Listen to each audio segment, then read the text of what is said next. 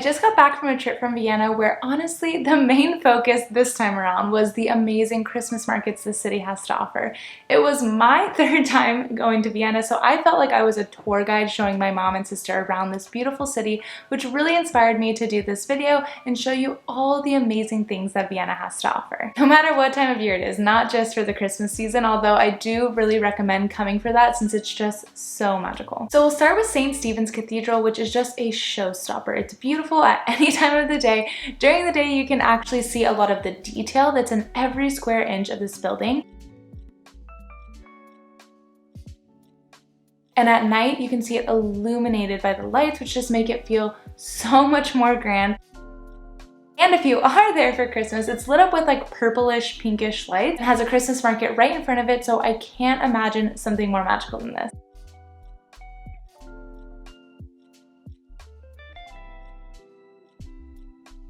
Next up is Karntner Street, which is the ultimate shopping street. Take your time walking up and down this street, popping into as many shops as you can.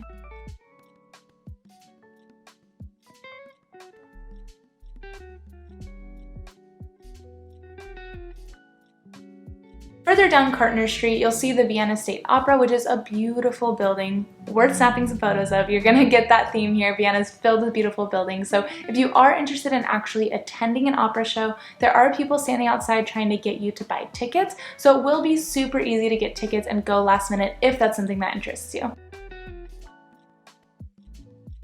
Then, if you cross the main road, you'll get to Karlsplatz, which is one of the main squares in Vienna with St. Charles's Church as the background. It is so massive and so stunning. Again, I'm just reiterating that most of my footage is from my most recent trip, which was during Christmas, and this is where one of the main Christmas markets is. So if you want more info on Vienna Christmas market specific stuff, make sure to check out this video. Next up, we have Burggarten. Lovely park. When I came in the summer, I spent hours just laying here reading with a baguette and some cheese. I felt so European, just soaking in the sunshine and views of the Albertina Museum behind me.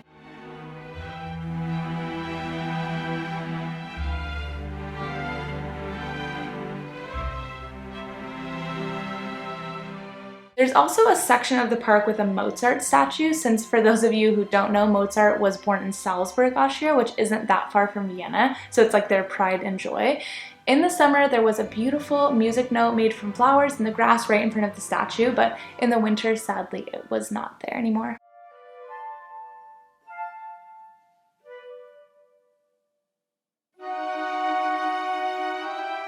Right next door, we have the Hofburg building, which honestly has so much going on all around it. So the building itself is just stunning.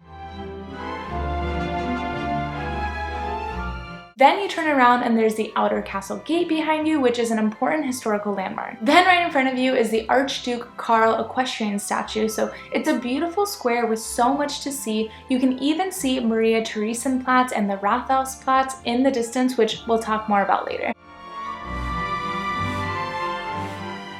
From here, you'll walk through this tunnel to get to the Sissi Museum, and even the tunnel is worth mentioning on here because it is so beautiful, so much detail, so make sure to take your time as you're walking through there, snap some videos, some photos, whatever you like. Then you come out on the other side and you're in front of the Sissi Museum, which is so grand, so opulent. It's also where all the horses and carriages congregate, so it's another great photo or video opportunity.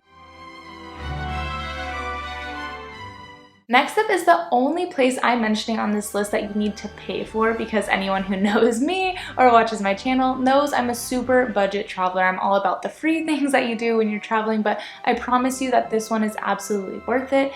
The Austrian National Library. It's 10 euros to enter, and it is genuinely one of the most beautiful buildings I have ever been inside.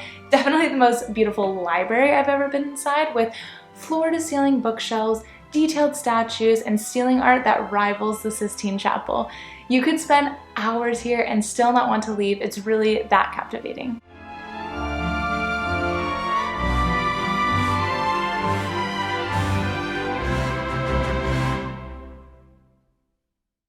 Now you'll head back through the tunnel to go back to Maria-Theresanplatz, which I mentioned earlier. It is a beautiful plaza surrounded by museums with a large monument in the middle of Maria Theresa.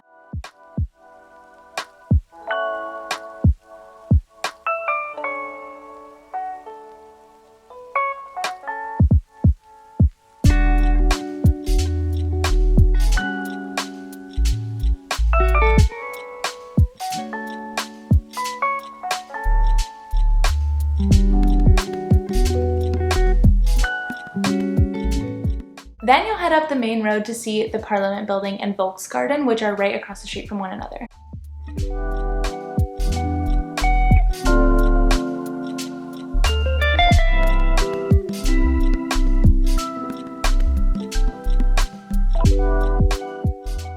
Then we have Rathausplatz right up the street, which is a nice park with the City Hall building in it. So during the summer or spring, it would be a lovely place to relax and hang out in. But in the winter, it's where my favorite Christmas market is. Super, super dreamy.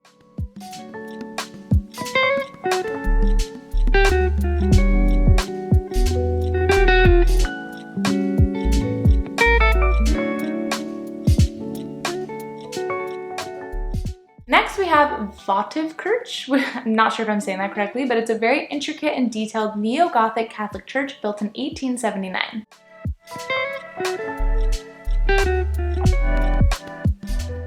And the last thing worth mentioning in City Center is Cafe Central, which you might have seen on social media. It went viral a few years ago and has been extremely popular ever since.